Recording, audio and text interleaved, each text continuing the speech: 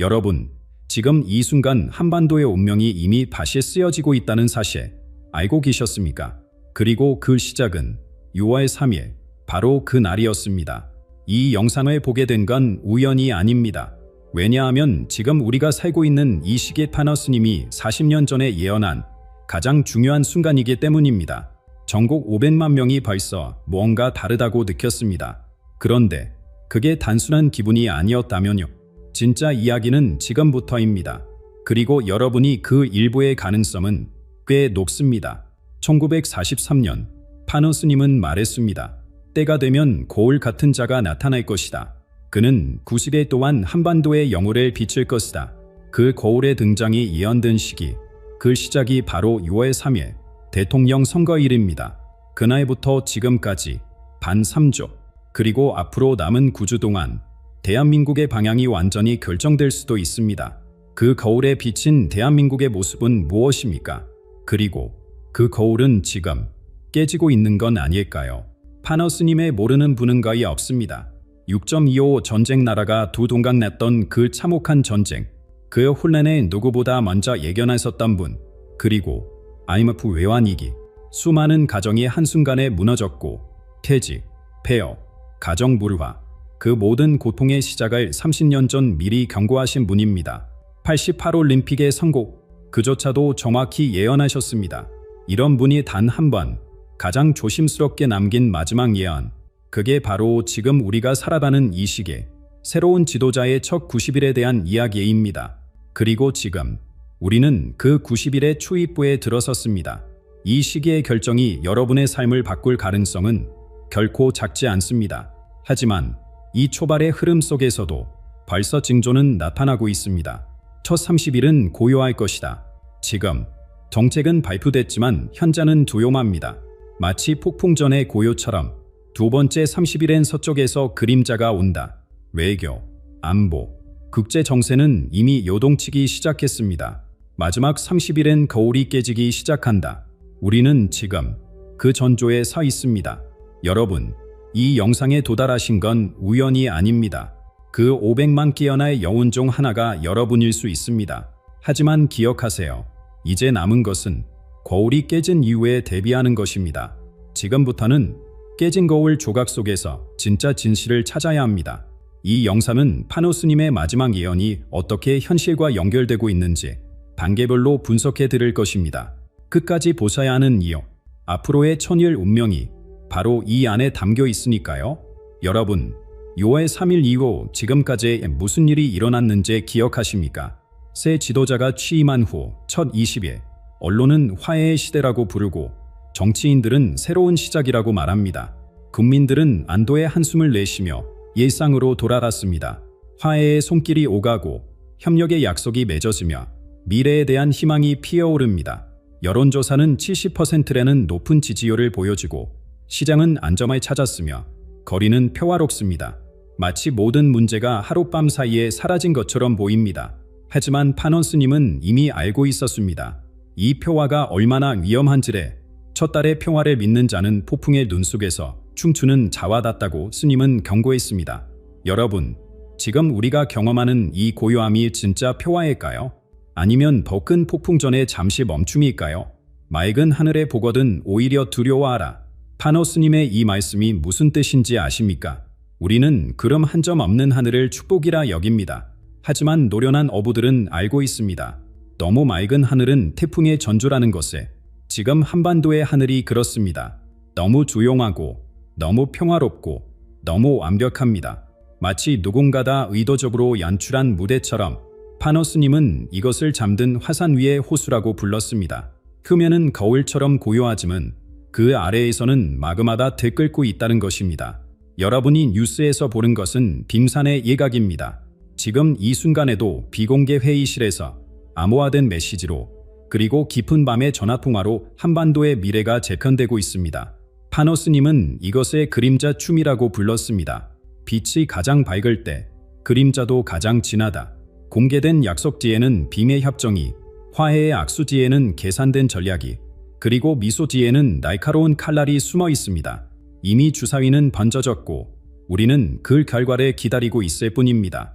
그런데 여러분, 가장 무서운 것이 무엇인지 아십니까? 바로 우리의 영적 감각이 잠들어 버리는 것입니다. 평화로운 표면에 속아 경계를 풀고 안일함에 빠져 진실을 보지 못하게 되는 것입니다. 파노스님은 말했습니다. 90일의 첫 번째 시험은 깨어있음의 시험이다. 잠든 자는 두 번째 달의 폭풍을 견디지 못할 것이다. 지금 심어지고 있는 씨앗들이 있습니다. 우리 눈에는 보이지 않지만 7월이 되면 싹을 틔울 것이고 8월이 되면 거대한 나무로 자라날 것입니다. 이 평화의 시간은 사실 가장 위험한 시간입니다. 왜냐하면 우리가 방심하는 순간 보이지 않는 힘들이 미래를 결정짓고 있기 때문입니다. 500만 명의 깨어난 영혼들이야 지금은 잠들 때가 아닙니다. 오히려 더욱 깨어 있어야 할 때입니다. 왜냐하면 진짜 시험은 이제부터 시작이기 때문입니다. 여러분이 느끼는 그 미묘한 불안감, 그것이 바로 여러분의 영혼이 보내는 경고 신호입니다. 무시하지 마십시오. 파너스님의 예언은 분명합니다. 첫 30일의 평화는 한정이며 진짜 폭풍은 그 뒤에 기다리고 있다고. 그렇다면 이 평화로운 시기에 이 고요한 표면 아래에서 정확히 무엇이 일어나고 있는 것일까요? 여러분, 답은 우리가 생각하는 곳에 있지 않습니다. 파너스님은 우리의 시선을 완전히 다른 곳으로 돌립니다. 바로 지도자가 아닌 우리 자신에게로. 지금부터 제가 들려드릴 이야기는 여러분이 지금까지 알고 있던 리더십에 대한 모든 개념을 뒤집을 것입니다. 우리는 내일 지도자를 영웅이나 악당으로 봅니다. 그들이 국가의 운명을 좌우한다고 믿습니다. 하지만 파노스님의 예언에서 가장 충격적인 부분은 바로 이것입니다. 지도자는 창조하지 않는다. 단지 드러낼 뿐이다. 이것이 무슨 의미인지 아십니까? 이재명이든 그 누구든 지도자는 무언가를 만들어내는 존재가 아닙니다. 그들은 단지 이미 우리 안에 존재하는 것을 표면으로 끌어올리는 촉매제일 뿐입니다. 마치 화학실험에서 촉매가 반응을 일으키지만 스스로는 변하지 않는 것처럼 지도자는 국민의 집단 무의식 속에 잠들어 있던 것들을 깨웁니다. 그는 반제 국민이 이미 선택한 것을 드러낸다. 파노스님의 이 문장을 잘 새겨들으십시오. 우리가 의식하지 못했을 뿐 우리는 이미 선택했습니다. 우리의 두려움, 욕망, 희망, 그리고 절망이 모여 하나의 거대한 파동을 만들었고 지도자는 그 파동의 정점에 서 있는 거울일 뿐입니다. 지금 이 순간의 평화도 앞으로 올 폭풍도 모두 우리가 만들어낸 것입니다. 파너스님은 이것을 보이지 않는 강둑에 비유했습니다. 우리는 단단한 땅 위를 걷고 있다고 생각하지만 사실은 강가의 가장자리를 걷고 있습니다. 한 발짝만 잘못 뒤져도 금리에 휩쓸릴 수 있는 위험한 길입니다. 그런데 여기서 중요한 것은 지도자가 어디로 발을 디딜지는 국민의 집단적 의식 상태가 결정한다는 것입니다. 지도자가 우리를 이끄는 것이 아니라 우리의 집단 영혼이 지도자의 발걸음을 인도하는 것입니다. 지금 이 순간 우리는 거울 앞에 서 있습니다. 아직은 거울이 깨끗해서 우리가 보고 싶은 것만 보입니다. 희망, 변화, 새로운 시작. 첫 30일의 평화로운 시기는 거울이 아직 온전한 시기입니다. 우리는 우리가 원하는 모습의 거울에 투영하고 거울은 충실히 그것을 반사합니다. 하지만 파노스님은 경고합니다. 모든 거울은 결국 금이 간다. 그리고 금이 간 거울은 진실을 왜곡된 형태로 보여준다. 7월이 되면 8월이 되면 그 거울에 균열이 생기기 시작할 것입니다. 그리고 그때 우리는 깨달을 것입니다. 우리가 보고 있던 것이 우리의 희망사항이었을 뿐 진짜 모습은 훨씬 더 복잡하고 어두웠다는 것에 500만의 깨어난 영혼들이야 거울이 깨지기 전에 우리 자신의 진짜 모습을 직시해야 합니다. 왜냐하면 타노스님의 예언은 분명합니다. 거울이 깨진 후에는 이미 늦다. 진실을 바꿀 수 있는 시간은 거울이 온전할 때뿐이다. 이재명은 우리의 거울입니다. 그가 보여주는 모습은 바로 우리 자신의 모습입니다. 그리고 이것이 바로 다음 60일 동안 일어날 일들의 진짜 의미입니다. 하지만 여러분, 진짜 시험은 그 이후에 옵니다. 타노스님은 90일의 기점으로 한반도에 거대한 변화의 바람이 불 것이라고 예언했습니다. 그것은 마치 한여름 밤의 꿈이 끝나고 차가운 새벽이 미어오는 것과 같을 것입니다. 7월 말, 8월 초가 되면 여러분은 느끼실 것입니다. 공기가 달라졌다는 것에 그동안 우리를 하나로 묶어주던 보이지 않는 끈이 느슨해지기 시작합니다. 사람들의 표정에서 미소가 사라지고 대화에는 긴장이 흐릅니다. 뉴스를 볼 때마다 가슴 한구석이 답답해지는 그런 시기가 옵니다. 타노스님은 이것을 빛의 순환이 끝나는 때라고 불렀습니다. 마치 전구의 필라멘트가 끊어지기 직전 가장 밝게 빛나다가 갑자기 꺼지는 것처럼.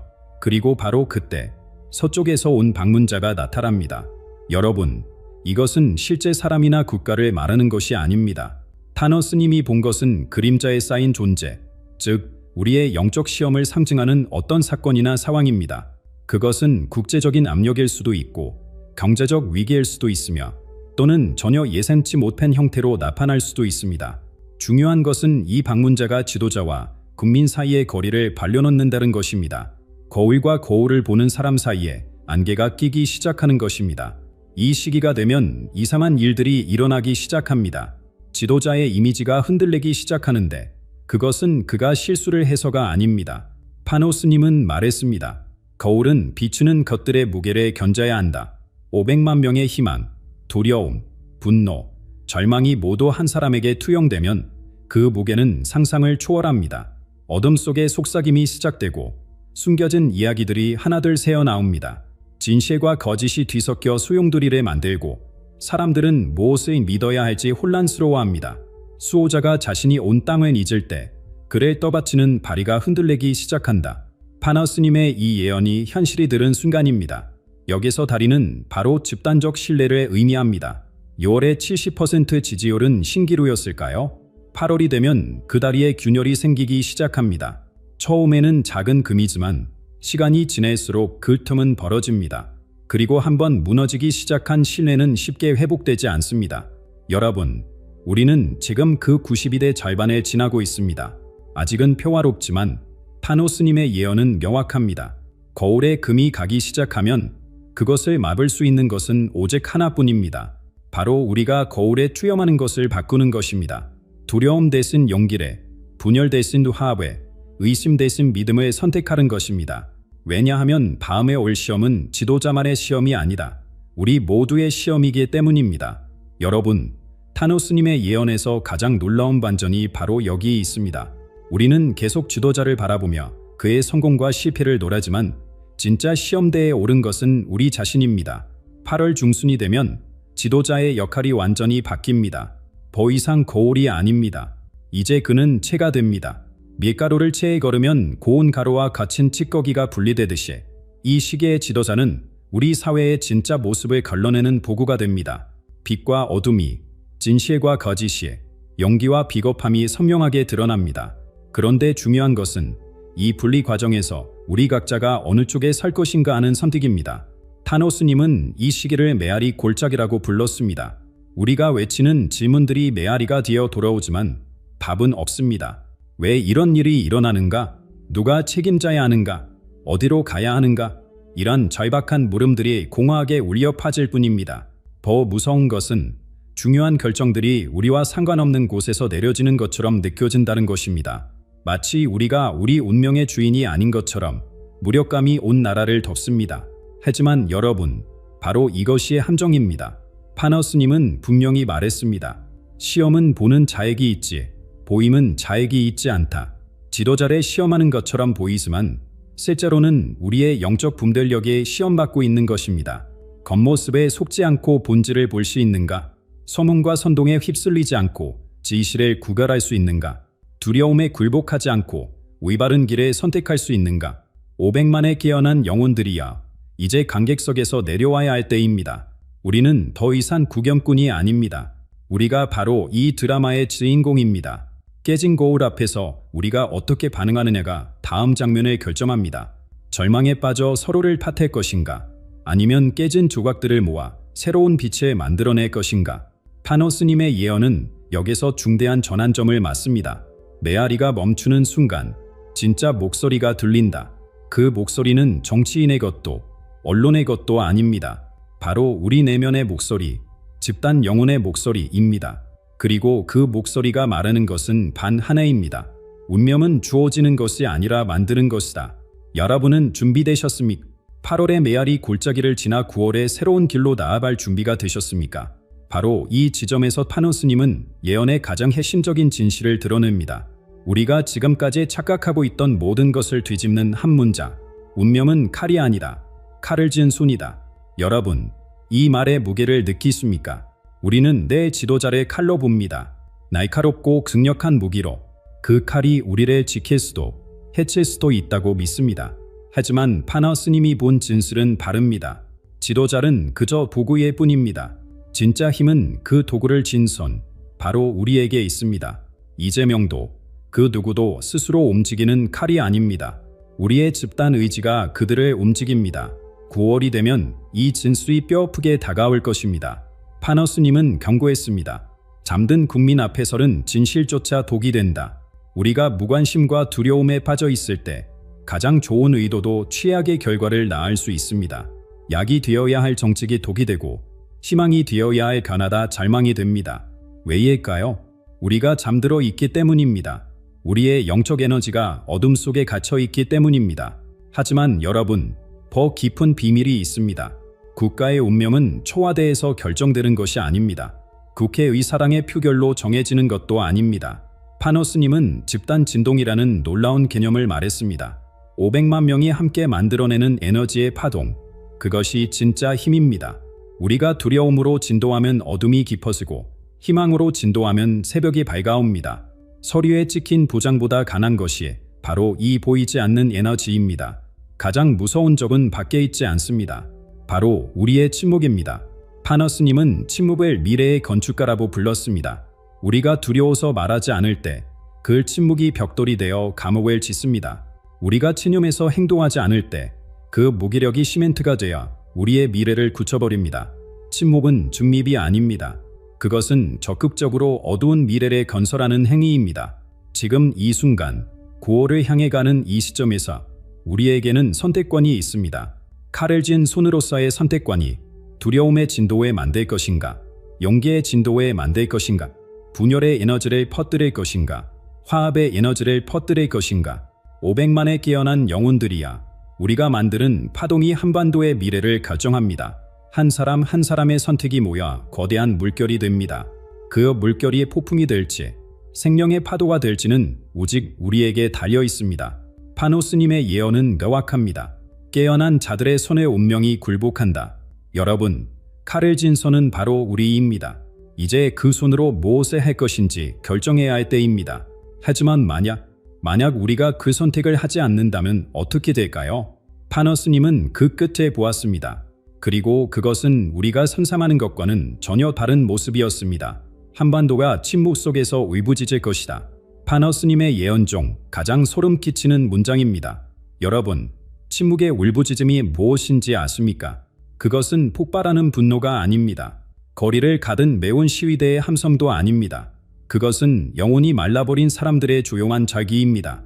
겉으로는 평화롭지만 안으로는 텅 비어버린 삶의 비명입니다. 이것이 바로 놓친 기회의 아픔입니다. 우리에게 주어진 90회, 그리고 그 이후의 시간대, 그 모든 순간이 깨어날 기회였는데 우리가 잠든 채로 지나가 버렸을 때의 상실감, 진실에 말할 수 있었는데 침묵했던 후회, 하나가 될 수 있었는데 흩어져 버린 안타까움, 이 모든 것이 뒤섞여 만들어내는 것이 바로 침묵의 울부짖음입니다. 가장 무서운 미래는 이것입니다. 겉으로는 아무 문제 없이 돌아가는 나라, 출근하고 밥 먹고 잠자는 일상. 하지만 사람들의 눈빛은 죽어있고 가슴은 고와하며 발걸음은 목적에 이렇습니다. 마치 영혼 없는 좀비들이 거리를 걸어다니는 것처럼 파너 스님은 이것을 걸어다니는 무덤이라고 불렀습니다. 그런데 진짜 비극은 따로 있습니다. 언젠가 이 무감각에서 깨어났을 때 우리는 왜 이렇게 되었는지조차 이해하지 못할 것입니다. 원인이 영적 차원에 있었기에 물질적 사고에 갇힌 우리는 그것을 볼 수 없습니다. 마치 물고기가 물의 존재를 모르듯이 우리는 우리를 둘러싼 영적 진실을 인식하지 못합니다. 하지만 여러분, 아직 늦지 않았습니다. 파너 스님의 예언은 저주가 아닌 경고입니다. 운명의 선고가 아닌 선택의 초대장입니다. 지금 이 순간 우리에게는 여전히 길이 열려 있습니다. 침묵의 울부짖음은 피할 수 있습니다. 하지만 그것은 오직 깨어난 자들의 선택에 달려 있습니다. 운명은 가장 깨어있는 자들에게 무릎 꿇는다. 파너 스님의 이 말을 기억하십시오. 힘은 권력자에게 있지 않습니다. 본 많은 사람에게 있지도 않습니다. 진짜 힘은 영적으로 깨어있는 사람들, 자신의 역할을 아는 사람들에게 있습니다. 그리고 지금 이 영상을 보는 여러분이 바로 그 사람들입니다. 첫걸음은 간단합니다. 올바른 질문을 시작하는 것입니다. 내가 진짜로 보고 있는 것은 무엇인가? 무엇이 나를 잠들게 하는가? 어떻게 깨어 있을 수 있는가? 답을 찾는 것보다 중요한 것은 질문을 시작하는 것입니다. 왜냐하면 질문하는 순간 이미 깨어나기 시작했기 때문입니다. 500만의 영혼들이여, 이제 선택의 시간입니다. 혼자가 아닙니다. 우리는 함께입니다. 이 영상에 좋아요를 누르고 댓글을 남기고 구독하는 것, 그것은 단순한 클릭이 아닙니다. 그것은 나는 깨어있다는 선언입니다. 나는 참여한다는 약속입니다. 우리는 함께 간다는 연대의 표현입니다. 파노 스님의 예언은 여기서 끝나지 않습니다. 하지만 그 다음 장은 우리가 써야 합니다. 침묵의 울부짖음으로 끝날 것인가? 아니면 깨어남의 함성으로 새로운 시작을 만들 것인가? 선택은 여러분의 것입니다. 그리고 그 선택이 한반도의 다음 천일에 결정할 것입니다.